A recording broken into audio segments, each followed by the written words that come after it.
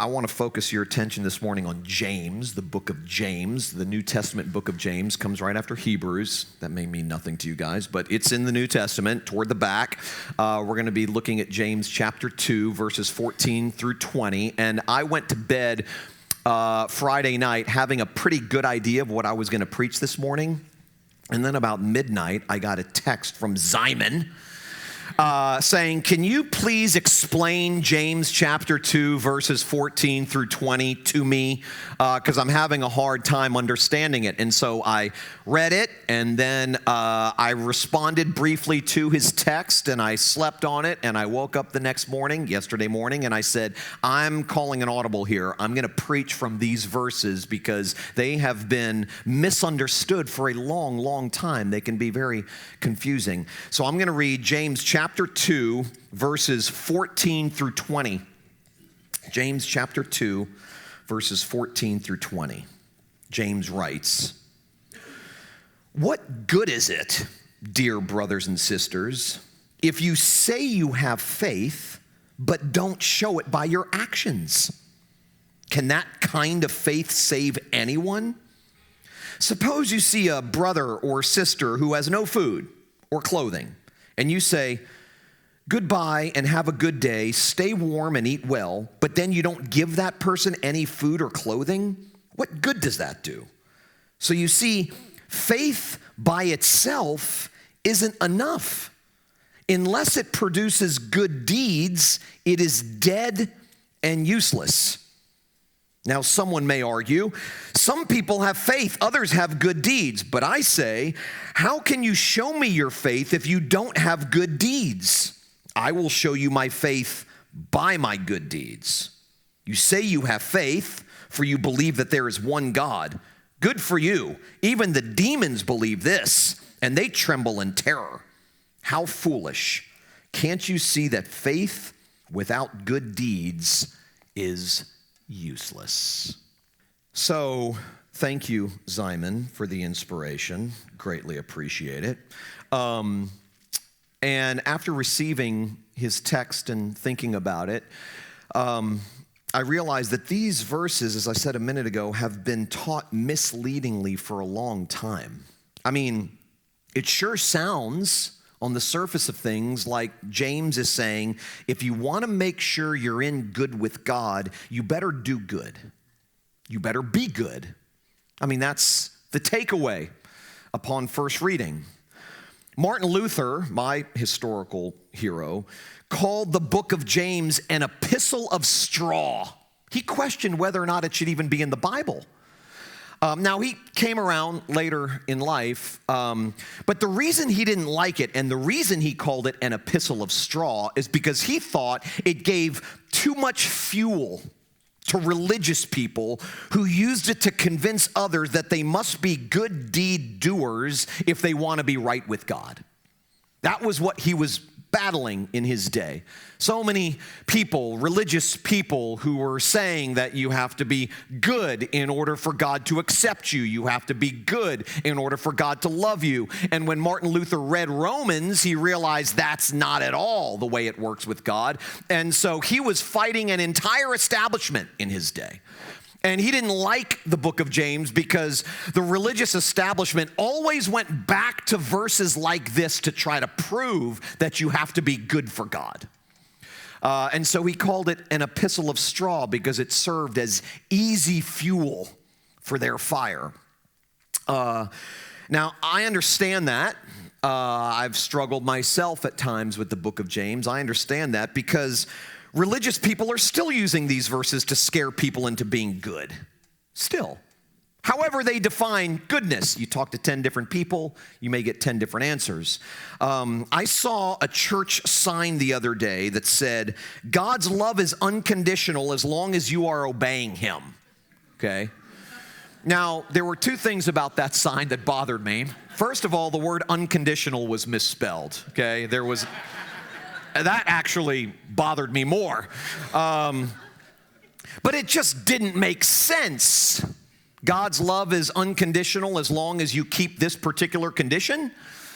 It cancels out. One preacher said, and I read this week, How do you measure real faith? The ongoing decreasing of sin in your life. As you grow in faith, you will sin less. If you're not sinning less, you don't have real faith. Now, this was said by a very prominent preacher who's been saying these kinds of things for decades. I read something else this week, social media personality, who wrote this: God isn't looking for perfection, he's looking for obedience. Now, first of all, before I go on, God is absolutely looking for perfection, okay? He demands perfection. He requires perfection, okay? So this may sound kind of nice on the surface, but in reality, it's not true. God isn't looking for perfection. He's looking for obedience. God isn't looking for perfection. He's looking for full surrender. Sounds kind of like perfection to me. God isn't looking for perfection. He's looking for those, this is my favorite one, who have a perfect heart for him. God isn't looking for perfection. He knows you don't always get it right, but he's looking to see how hard you're trying. Okay, now, week in and week out, I stand up here and I read different examples to you of things that are being said out there that lots of people are hearing or reading, and I do that to show you, there's two reasons I do it. One, to kind of give you an alarm system, to equip you with an alarm system, so that when you're out there and you hear this stuff, a little, sort of a warning sign goes off. You're like, well, hold on a second, that doesn't sound right. So that's one reason. The second reason is to prove to you that this stuff is prevalent everywhere. Everywhere. I mean, this kind of messaging about who God is and how God relates to us and what God requires from us in order to be in good with him. This kind of stuff is out there all over the place. I see it every day, literally every day. The way these particular verses have been taught by many has done serious damage to people. Serious damage. It's caused people to question God's love for them. It's caused people to doubt whether they've been good enough to get to heaven. It causes people to assume that God is primarily interested in us becoming good and doing the right thing and flying straight and keeping the rules and all of that stuff. God becomes someone we have to prove ourselves to, rather than a father who loves us and delights in us no matter what. Now, there are lots of problems with understanding these verses that way. First of all, and I wrote to somebody last week who was asking about another set of verses that were similar to these, and I said, those are hard verses to understand. Make no mistake about it, they are confusing, they're difficult, but it's always a very important principle of interpretation, okay, to interpret things that aren't clear by the things that are clear. So, for instance, there are places in the Bible that seem confusing and they don't seem clear. And whenever you encounter verses or whenever you encounter a passage like that, it's always important to go back to those passages that are very clear. Because the Bible doesn't contradict itself. And so if you're going to understand the difficult stuff, you have to understand it in light of the not difficult stuff. So, for instance, when the Apostle Paul in Romans 8 says that nothing can separate us from the love of God, nothing on earth and nothing in heaven, nothing you do or fail to do can ever separate you or disconnect you from the love of God, because God's love for you is not dependent on what you do, but dependent on what he's done for you. You have to interpret verses like these in James in light of that truth. Okay, or when Paul says, there is therefore now no condemnation, none. Not there will be no condemnation if you do it right, if you're good and if you're getting better. That's not what it says. It says, there is therefore now no condemnation for those who are in Christ Jesus. Well, you have to interpret verses like these in James in light of the clear verses like that in Romans and other places. So there are lots of problems with understanding these verses wrongly. But the most obvious to me is what Jesus said to the rich young ruler. You remember the story. A rich young man approaches Jesus on the road, and he says, "Good teacher, what must I do to inherit eternal life?" And Jesus' immediate response is, "Why do you call me good? There is no one good but God." Now, how can Jesus say that?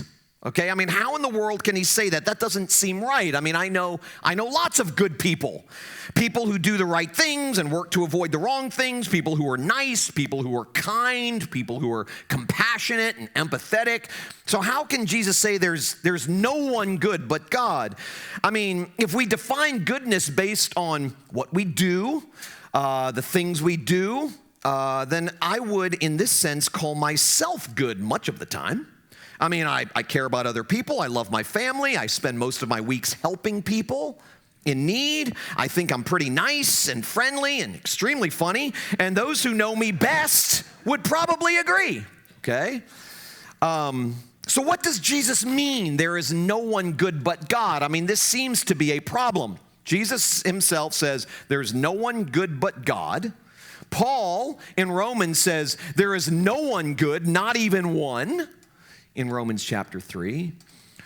But then James here says you need to prove your faith by being good, by doing good. Okay, so there seems to be an issue here, a problem, a contradiction. Well, let me do my best to clarify this. When Jesus says no one is good but God, he's not saying the whole human race is filled with mean people who never do anything good and right. That's not what he's saying. That's not his point. He's saying that according to God's requirement to be perfect, there is only one who is good. So when the rich young ruler comes up to him and says, "Good teacher, what must I do to inherit eternal life?" At the end, Jesus says, it's impossible.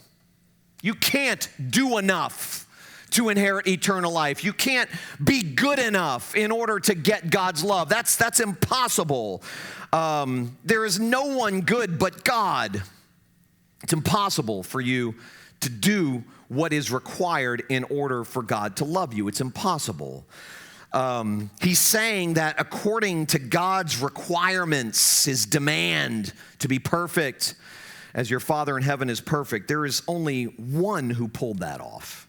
There's only one who is good. So the goodness that Jesus is talking about is vertical goodness. Okay, how good do you have to be to get in with God? And his answer is, it's impossible because you must be perfect. With man, it is impossible, he says, but not with God. Not with God. What establishes our relationship to God vertically is God. God does it. It's God's goodness that solidifies our connection to him, not ours. When the Bible uses the word justify or justification, it almost always uses it in reference to how one gets right with God. Almost always. And there are only two options to choose from.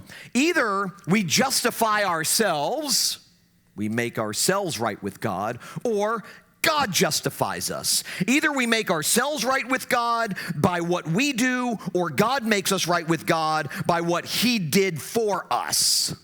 Those are really the only two options. In other words, we are either justified by our goodness, or we are justified by his grace. Those are the only two options. And Jesus makes it clear in that passage where he speaks to the rich young ruler that we are made right with God by God's grace alone. That the God who makes the demand for perfection meets the demand for perfection for us.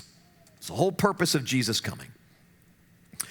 So the goodness Jesus is talking about can't be the same thing that James is talking about.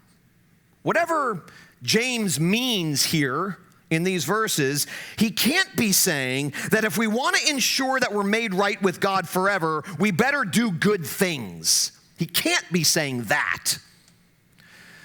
In light of what Jesus said, in light of what Paul said in Romans and Paul said in Galatians and a lot of other places in the Bible, James can't be saying that. These verses cannot be used by religionists to scare you into being good if you're ever going to be loved by God and accepted by God. So if that's not what James means, then what does he mean? Well, if Jesus was talking about vertical goodness, James is talking about horizontal goodness, okay? The kind of goodness that flows through us to other people. Things like empathy and kindness and compassion and forgiveness and understanding. He even gives an example here. He says, if you say you're this godly, devout person and you're not helping people in need, then what good is your faith? I mean, it's dead. It's words only. So the kind of goodness he's talking about are things like empathy and compassion and kindness and forgiveness and love. And that kind of goodness only happens as we soak in the grace of God. As we soak in the hot tub of what God has done for us, things like empathy, compassion, forgiveness, patience with other people, those things just start to organically develop. They just start to happen spontaneously. I've said this before, but growth is kind of like learning how to drive a car. The need for constant instruction slowly gives way to instinct over time, where you're not really even thinking about it. You wake up one day and you go, I don't hold grudges as easily as I used to. And you haven't even been trying. It's not like you've been reading books on forgiveness or listening to sermons on forgiveness. You're just a more forgiving person now. How did that happen when you haven't even really been working towards it? Well, if you just soak in the grace and love and forgiveness of God long enough, you just start becoming this way. Over time, God ensures that you start becoming this way over time. So what James is saying is that if you're hard-hearted and self-righteous and unforgiving and graceless and loveless and merciless toward others, then your faith is dead. It doesn't matter how much you know or how many Bible studies you go to or how long you pray. If you're ungracious or you think you're better because of those things, your faith is useless, is what he's saying. Paul, the Apostle Paul, in 1 Corinthians 13, puts it this way, very clearly. If I could speak all the languages of earth and of angels, but didn't love others, I would only be a noisy gong or a clanging cymbal. If I had the gift of prophecy, and if I understood all of God's secret plans and possessed all knowledge, my doctrine was right. And if I had such faith that I could move mountains but didn't love others, I would be nothing. If I gave everything I have to the poor and even sacrificed my body, I could boast about it. But if I didn't love others, I would have gained nothing. That's what James is saying. He's showing us the priority of faith and what happens to us and in us and through us when real faith is present. We soften. We become a bit kinder. We don't nail it. We don't get this perfectly. We will still experience a lot of moments of impatience and unkindness and mercilessness and all that stuff. Okay, we will experience that.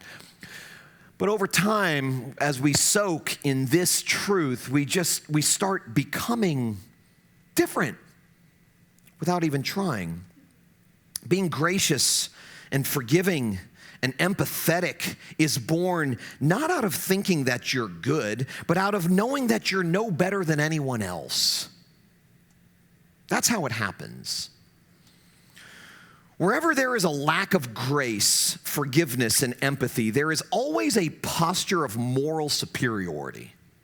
Always. Wherever there is a lack of grace, wherever there is a lack of forgiveness, wherever there is a lack of empathy, there is always a posture, subtle as it may be, but there is always a posture of moral superiority. And that is evidence of a non-living faith, a faith in words only. I put this up on social media this past week. I was thinking about this. It was inspired by a conversation I had earlier in the week. I wrote this: I am not a better person than I was 9 years ago when I bottomed out. But I am more aware of my screwed upness and how much grace I've been given. And I suppose from a certain point of view, that is better. Maybe getting better isn't what they told us it is. Maybe getting better is a deeper awareness of my own faultiness and the amazing grace that's been given to me. Maybe that's a sign of growth, of betterment. Maybe when the Apostle Paul says at the very end of his life as an old man, I'm the worst guy I know. I'm the least of all of Jesus' followers. I know my weaknesses and my sin and my faultiness and my failures better now than I did when my relationship with God started. That's growth. That's betterment. I know that I've mentioned this, but I wrote a book. It took me about 18 months. It'll be out in March. Thank God. I can't wait. It's like giving birth to a child. I know that there are, Stacy goes, calm down. It's harder than giving birth to a child, spoken as an expert, okay? But I entitled it Carnage and Grace. And the subtitle is Confessions of an Adulterous Heart. And it's a probing, raw memoir of my life over the last 9 years. And in the epilogue of that book, I wrote this: the people closest to me say I'm less and more than I used to be. I'm less what's next and more present. Less Superman and more humane. Less self-assured and more self-aware. Less larger than life and more down to earth. I'm softer than I used to be. They say more understanding, more empathetic. My own failures have forced me to reckon with God's forgiveness in a way that has made me more forgiving without even really trying. As a result, I'm less likely to hold a grudge. I'm far more grateful for the smaller things now. You could say that small things are a big deal to me these days. I take a lot less for granted. People matter more, way more. Projects matter less, way less. I'm more of a friend and less of a networker. I enjoy listening more. I love the things that matter most more. Minutes and moments are so much more important to me now. I care way more about today and much less about tomorrow. Life is smaller and slower than it used to be, a lot smaller and much slower, and I love it. It's less grand, less busy, less impressive. I have less stuff, a lot less money, less connections. I'm less celebrated, less influential, and less sought after, and yet I couldn't care less about all that these days. Because life is slower and smaller, I see more, I hear more, I feel more. Things are quieter inside me. I'm less distracted. I'm way more content, way more free, and way more comfortable in my own skin. I think this is the good that James is talking about. It's not being a good deed doer, however those good deeds are explained or described. I think it's the deep stuff, the stuff that only God can do inside of a person. These changes that I just read about, they didn't happen because I buckled down and I studied and pursued, and this stuff just happened. Failure has a way, desperation has a way of making you deep, giving you perspective, slowing you down, making you more appreciative, making you care more about people and their own suffering, whatever that may be, self-induced or otherwise.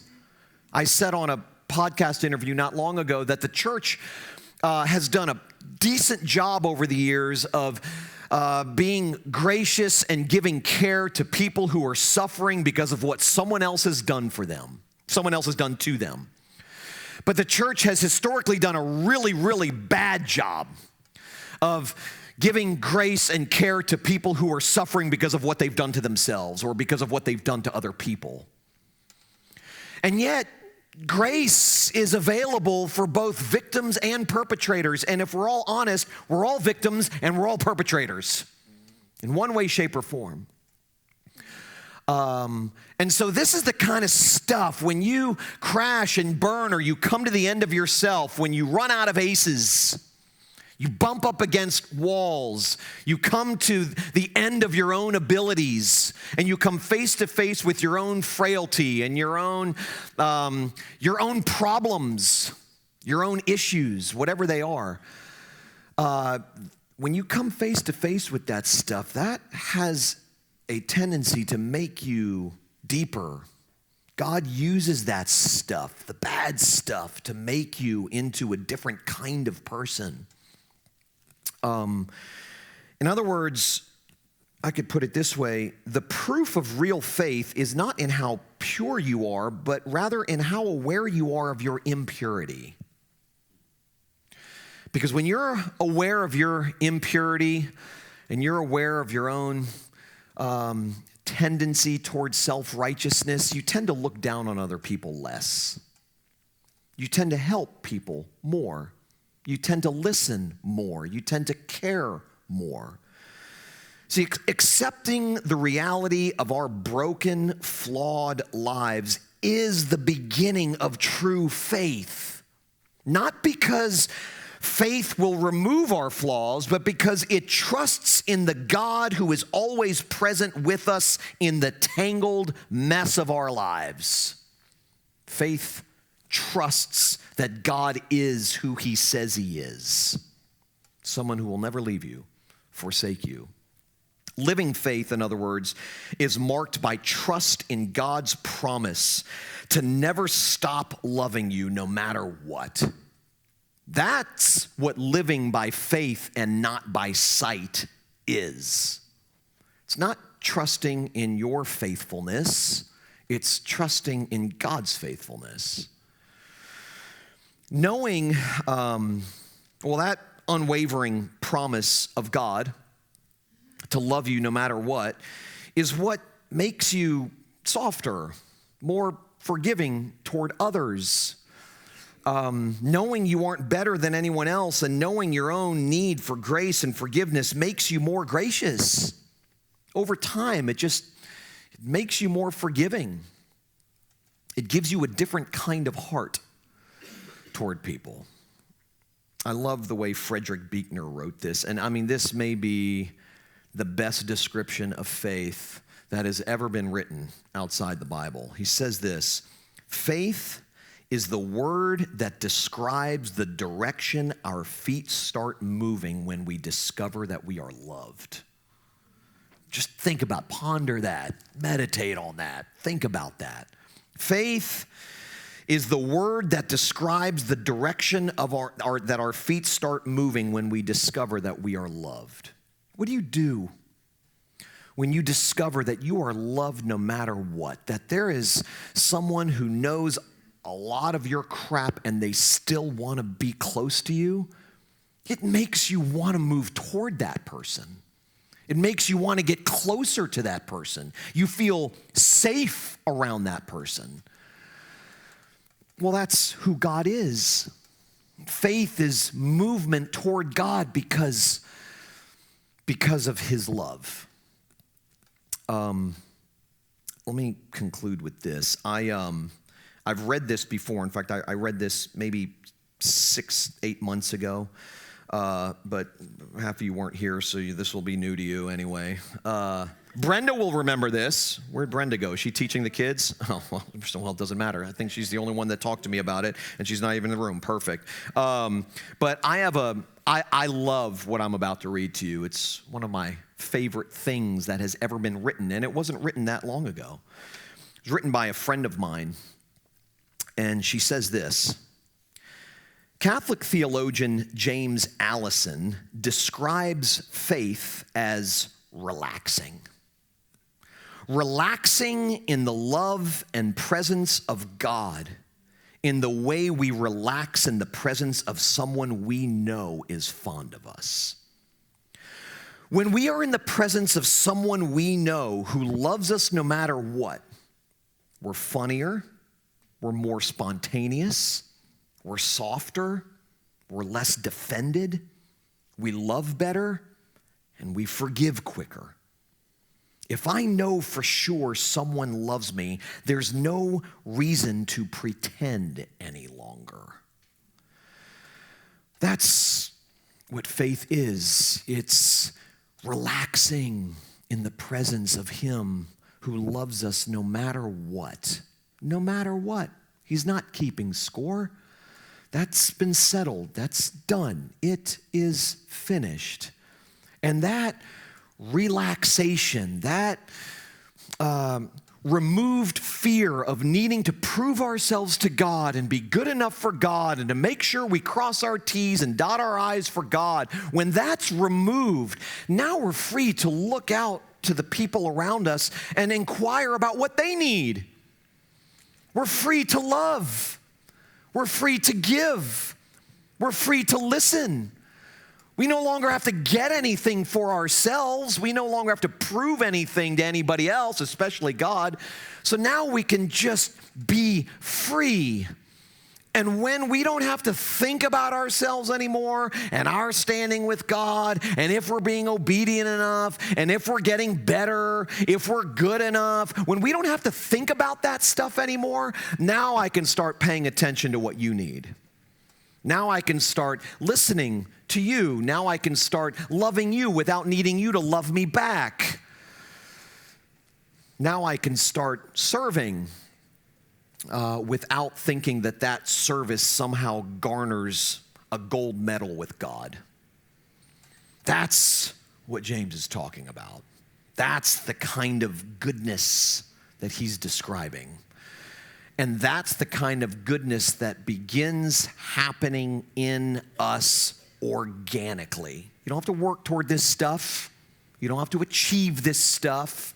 You receive it from God and it flows to you and then through you to other people. So what's the mark of real faith? Things like love, joy, peace, patience, kindness, gentleness, things like that. Sound familiar? The fruit of the Spirit.